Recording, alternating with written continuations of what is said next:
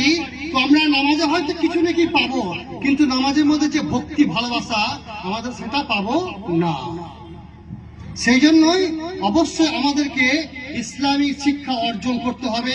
যদি ইসলামী শিক্ষা অর্জন না করি তাহলে কোরআনের মধ্যে কি আছে, তো আমরা নামাজে হয়তো কিছু নাকি পাবো, কিন্তু নামাজের মধ্যে যে ভক্তি ভালোবাসা, যেমন ধরুন আমাদের সারা বিশ্বে অনেক কোরআনের হাফেজ আছেন, তারা পুরো কোরআনকে মুখস্থ করে নিয়ে ঘুরে বেড়াচ্ছেন।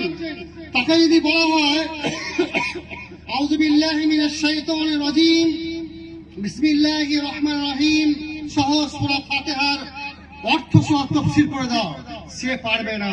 কেন পারবে না?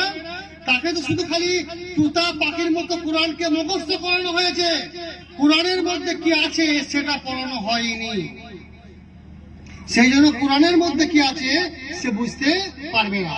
আর যদি কোনো হাফেজ হেফজ করার পরে আবার মাওলানা পড়ে কোরআনের ব্যাখ্যা করে, তাহলে কোরআনের মধ্যে কি আছে সে বুঝতে পারবে।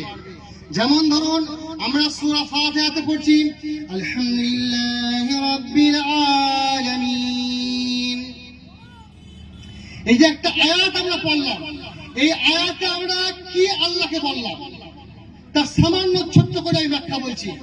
আলহামদু এর বাংলা অর্থ হচ্ছে প্রশংসা। আল্লাহ, এই যে আলহামদুলিল্লাহ, লিল্লাহ মানে হচ্ছে আল্লাহ, প্রশংসা একমাত্র কার জন্য? লিল্লাহ, আলহামদুলিল্লাহ, প্রশংসা একমাত্র আল্লাহর জন্য। কেন প্রশংসা করব?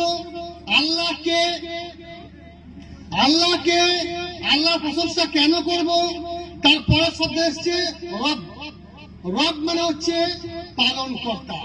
এই যে আমরা নিঃশ্বাস নিচ্ছি, পানি পান করছি, খাদ্য খাচ্ছি, বেঁচে আছি, এই যে আমাদের লালন পালন করছে রব। তো রব আমাদেরকে পালন কর্তা। তো কেন সমস্ত প্রশংসা একমাত্র আল্লাহর জন্য? কেন প্রশংসা করব?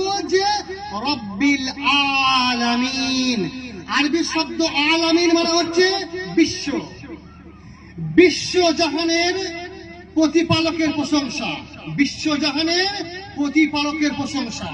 সম্মানীয় সুধী, যদি আমি এই আলহামদুলিল্লাহ রাব্বিল আলামিনের এই সামান্য অর্থ জেনে আমার মন ভালো হয়ে যায়, ওর পরে শব্দ হচ্ছে রহমানির রহিম মালিক ইয়াউমিদ্দিন, আরো আয়াত আছে, আরো সূরা আছে।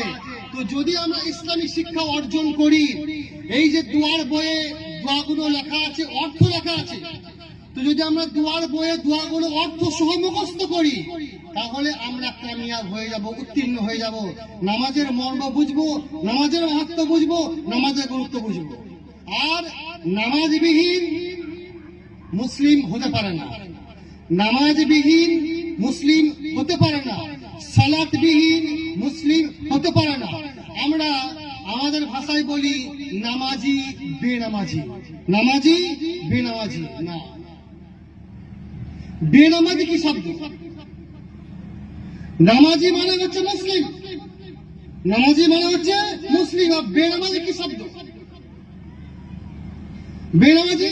তো বেনামাজি যে নামাজ পড়ে না, তাহলে জানতে হবে সে ইসলাম ধর্ম গ্রহণ করেছে কিন্তু ইসলামের কিছুই বুঝে না। যদি বা সে সালাত পড়ে না, সালাতকে অস্বীকার করে, তো যে ব্যক্তি সালাতকে জেনে বুঝে অস্বীকার করবেন, তো সে কি করে বলবেন যে আই এম মুসলিম?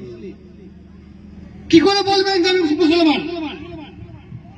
সালাতবিহীন কোন মানুষ মুসলিম থাকতে পারে না। যদি সে মুসলিম হয় তাহলে হাদিস মিথ্যা হয়ে যাবে, যদি সে মুসলিম হয় হাদিস মিথ্যা হয়ে যাবে। স্কুলে ছাত্র ভর্তি হয় নাই, তাকে স্টুডেন্ট বলা যাবে না। যদি স্কুলে ছাত্র ভর্তি না হয়, তাকে যেমন স্টুডেন্ট বলা যাবে না, অনুরূপ ভাবে যদি কেউ নামাজ কায়েম না করে, সালাত কায়েম না করে, তাকে মুসলিম বলা যাবে না। সম্মানীয় সুধী, তাহলে কমিটি ভাই দেখুন আমাদের বক্তা এসে গেছে, কাদের ভাইয়ের সামনে গাড়ি দেখুন বক্তা এসে গেছেন। হ্যাঁ, আমি এই বলে শেষ করছি। আল্লাহ আমাদের সকলকে এই সালাত কায়েম করা এবং ইসলামী শিক্ষা দিন, তৌফিক দান করুন। আল্লাহু আমিন। আসসালামু আলাইকুম ওয়া রাহমাতুল্লাহ।